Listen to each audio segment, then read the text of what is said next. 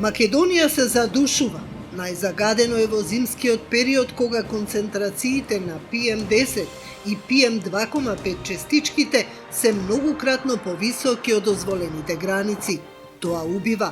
На секој микрограм аерозагадување со овие честички за 10% се зголемува смртноста кај ризичните групи граѓани.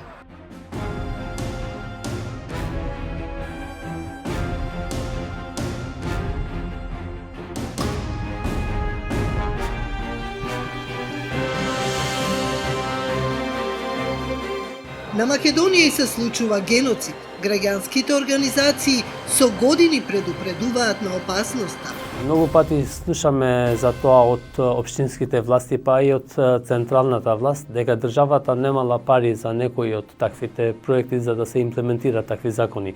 Мислам дека не е проблем на граѓаните дали државата има пари или не. Нивна должност е да си наоѓаат решенија за тие проблеми. Мислам дека тоа е како резултат на несериозноста на властите кон овие прашања. Верувам дека повеќе енергија трошат околу нивните лични привилегии отколку барањата на граѓаните и уствари потребите на граѓаните кои треба да си дишат чист воздух. Заради долгогодишната негрижа на државата, несериозниот однос на властите, на институциите задолжени за животната средина, граѓаните сега го плаќаат данокот. Најзагрозени се децата, хроничните болни, луѓето со намален имунитет. Загадувањето на воздухот е меѓу првите 5 причини за инвалидност и смрт на населението во Македонија.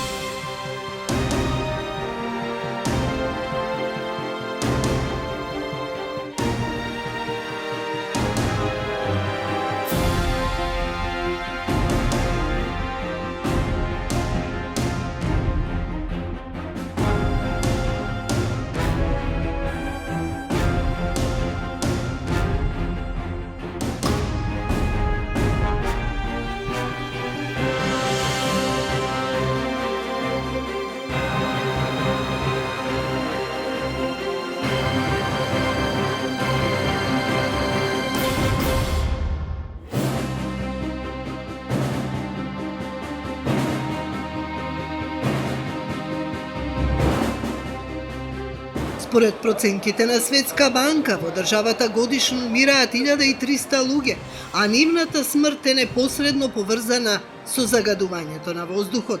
Пиковите на аерозагадување кога се највисоки одговараат и на пиковите на најголем број на смртни случаи кои што се регистрираат, и тоа посебно од овие групи на заболувања во кардиоваскуларниот систем, тоа е мозочните удари и исхемичната болест.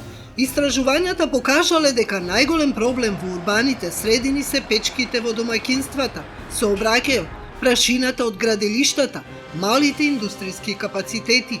Со 20% во целиот тој склоп на штетни материи и отрови учествуваат големите индустријски капацитети.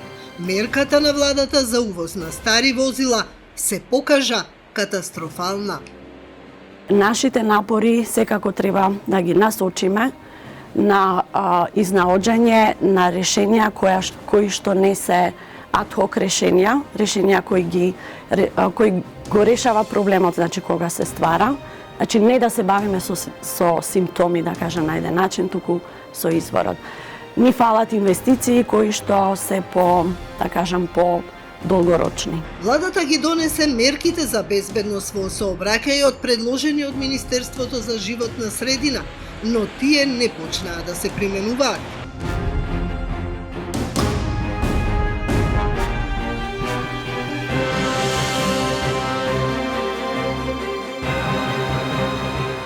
Годините поминати со енормно загадување од големите индустријски капацитети, рудниците во источниот дел од државата, од поранешната Велешка топилница оставија трајни последици врз почвата, водата, воздухот. Рек Битола, Фени и Југохром се само дел од големата листа на загадувачи, поголем дел од нив сега со еколошки дозволи. Истражувањата покажале дека радиоактивен радиум, ториум се разнесуваат од депонијата на рек Битола и доаѓаат до градот и земјоделските површини. Депонија на пепел со цинк, кобалт, хром, бакар, олово, арсен, жива предизвикува оштетување на нервниот систем, отекување на мозокот, рак на белите дробови, анемија, болести на бубрезите, чир на желудник и цревата, кардиоваскуларни проблеми, рак на кожа и уринарните патишта. Не постои безбедно ниво на олово на изложеност на олово кај децата. Живата е опасна за бебињата и фетусите, а предизвикува и ментална ретардација кај децата. Од овие 34 загадувачи, 38 или 42, само првата страна ја имам, а прво место е рек Битола и вели дека рек Битола извештај за мерење и анализа на тешки метали од стационирани извори согласно анекс 2 од протокол за тешки метали. Елем рек Битола во воздухот, односно во почвата, испушта 862 кг олово, 100 кадмиум, 167 жива, 804 арсен и 576 никел. Група истражувачи од Институтот за хемија на чело со професорот Трајче Стафилов 10 години вршеле испитувања на тешки метали во почвата и воздухот во источниот регион на земјата околу рудниците.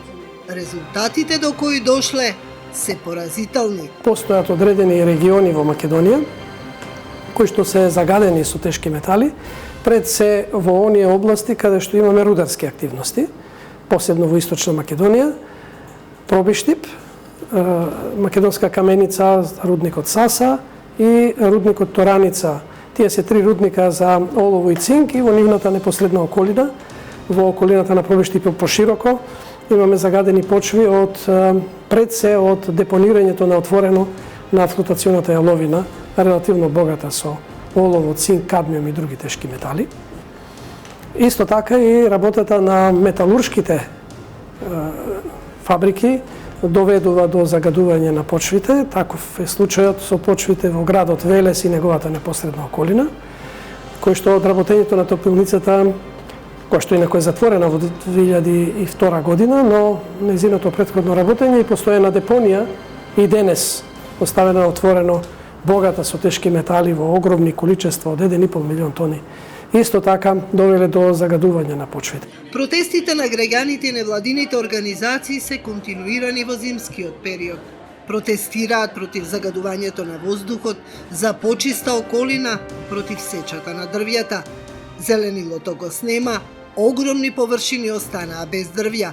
Скопје е само бетон.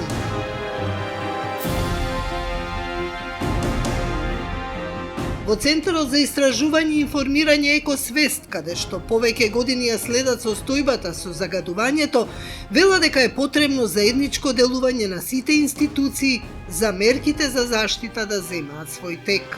Очигледно е неопходно зголемен инспекцијски надзор.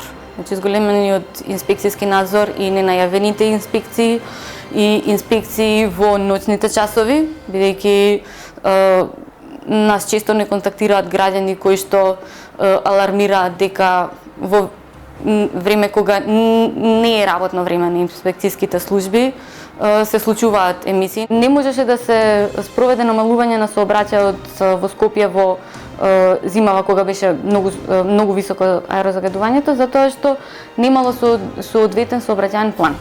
Значи, јасно е дека за тоа мора да се направи сообраќајен план. Меѓутоа, во моментов, од некоја причина, надлежните институции кои што се одговорни за да ги спроведат овие работи и да ги договорат меѓу себе, тоа до сега не го направиле. Сега фокусот е на печките во домаќинствата. Во град Скопје втора година поред даваат субвенции за пелети како една од мерките против загадувањето. Но што се 300 семејства кои ги користат во однос на 14.000 кои го откажале парното грејење поради високите цени и се ориентирале на цврсто гориво. Во текот на годината, инспекторатот на градот Скопје врши вонредни мерења со акредитирана лабораторија, ненајавено и во вечерните часови се контролираат емисиите кои што се испуштаат. Можеме да кажеме дека со ова ги ставаме индустријата во контрола. За решавање на комплетно на проблемот со подобрување на квалитетот на амбиентниот воздух, потребно е да се преземат многу повеќе мерки во сите области. Во областите на грејењето на домаќинството, сообраќајот, градежништвото, индустријата, кога ќе осетиме бенефит. Со давањево на субвенции веќе започнуваме кон мерките да ги спроведуваме мерките за подобрување на квалитетот. Секако дека оваа бројка која што е и минатата година и оваа дека допринесува за намалувањето, меѓутоа големи ефекти нема да можеме да очекуваме дека наеднаш во ноќ ќе се смени. За да има ефикасен систем на заштита, потребни се многу финансиски средства и сериозна грижа на државата.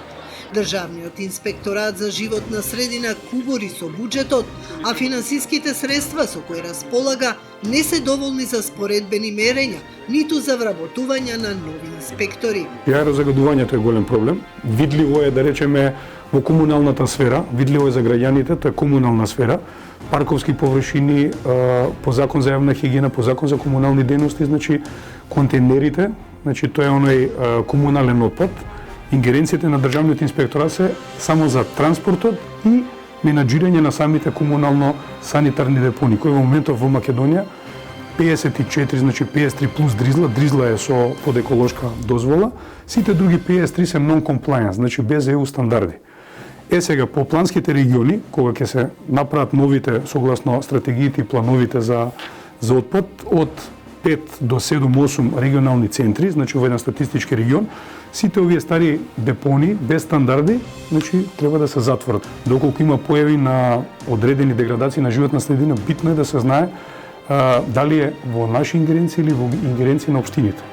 Ние сме поврзани во една заедничка мрежа и со локалните инспектори и со Градскиот центар за известување и тревожење Скопје и на ниво на Центар за управување со кризи, така да ги има телефоните секој пат кога имало некоја потреба за дообјаснување дали се работи за наши ингеренции или ингеренции на општините или ингеренции можеби на друг инспекторат, сме излегувале на терен, имало, да речеме, доста такви и саботи, и недели, буџетот е мал, ние сме трета група од сите 14 инспекторати, после нас е локална со еден човек и девизен инспекторат со 20 луѓе. Значи, тоа дава насоки дека можеби не е толку приоритет спроведувањето на надзор во животна средина. Има 15 милиони денари буџет, од кои 12,5 се заплати. Значи, само 2 милиона денари имаме екстра за бензин, за канцелари. Ние, ако сакаме некои споредбени мерења, мораме да ги платиме, а немаме буџет. И тоа е тема добра за буџет на сите инспекторати. Работите сепак почнаа да се менуваат, но уште сме на почеток. Со помош на странски фондови, проекти од ИПА програмата почнаа да се менуваат закони, да се препорачуваат мерки, доаѓаат експерти од странство. Но воздухот и понатаму е загаден. From my experience here, I see that Macedonia is facing a series of very important environmental challenges. Everybody knows the problem of air pollution it's a very important thing for people here. But also water or soil pollution are issues that need to be tackled. Finally, waste management is definitely an important thing where a lot needs to be done in order to achieve a high level of protection for the environment and also a level of protection for the population with regard to health issues. Сара Лапи од Финска, која во изминатите 7 години работеше на спроведување на проекти од Европската Унија од областа на животната средина, вели дека на Македонија ќе и треба многу време додека се почувствуваат првите ефекти од мерките за намалување на загадувањето. Most urgent actions right now is to make sure that the municipalities where there are very high levels of concentrations of particulate matter start to implement measures to improve the air quality. And with the European Union support, we prepared air quality improvement plans for Skopje region and municipality of Tetovo. And these improvement plans include a large number of measures. If these measures are implemented, the air quality would, in the long term, start to improve. И додека Македонија се бори за воздух, Обединетите нации ја прогласија Словенија за најодржлива земја во светот во однос на околината и климата, природата и биодиверзитетот, културата и автентичноста. Македонија дозволи увоз на стари возила од странство, а земјите од Европската Унија го забрануваат нивното користење. Така Брисел ја доби борбата за чист воздух. Минатата година беше усвоен акцијски план со мерки против главниот загадувач – транспортот. Од следната година возилата со дизел горива нема да се користат, а планот предвидува и охрабрувачки мерки за користење на велосипед. Actuellement, en fait, on est en train de mener des consultations avec les particuliers, mais aussi avec les entreprises, pour voir quelles sont les meilleures mesures d'accompagnement pour ces personnes-là en fonction de leur profil socio-économique. Donc, par exemple, on réfléchit à la mise en œuvre de primes pour essayer de faciliter l'achat de véhicules plus performants pour les familles qui sont plus précarisées et qui actuellement, effectivement, ont un véhicule qui serait interdit d'ici 1 an ou 2. Македонија е пред сериозен испит. Ќе ја добие битката против загадувањето или ќе ги жртва своите граѓани.